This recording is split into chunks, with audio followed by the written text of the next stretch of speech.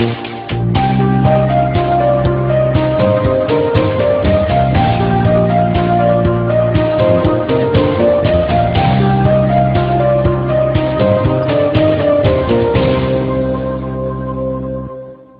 تو هستم ای مسافر، ای به جاده تن سپرده، ای که دلتنگی غربت منو از یاد تو برده، منو از یاد تو برده. هنوزم هوای خونه عطر دیدار تو داره، گل به گل گوشه به گوشه تو یاد من میاره.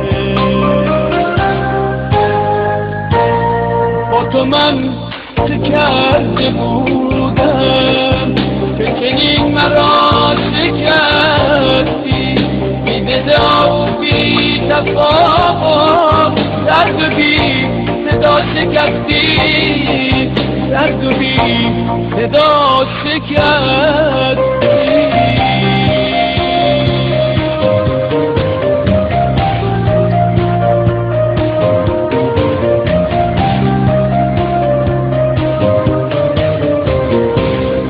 به گذشته بر میگردم، به سراغ خاطراتم تازه می شود دوباره از داغ خاطراتم. به تو می رسم همیشه در نهایت رسیدن، هر کجا باشی و باشم به تو برمیگردم من.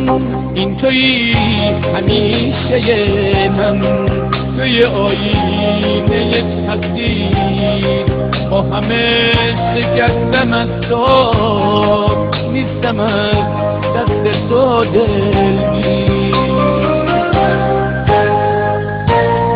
با تو من چه کرده بودم که چنین مرا شکستی، یه ددا و بی تفاهم درد و بی صدا شکستی، درد و بی صدا شکستی.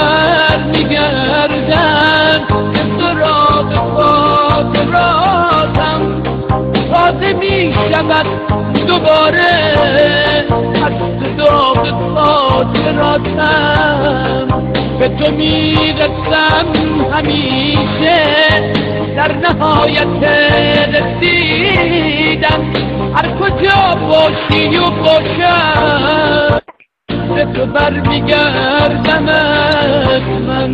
این تویی همیشه من، توی آینه تقدیر با همه شکستم از تو، نیستم از دست تو دلگیر.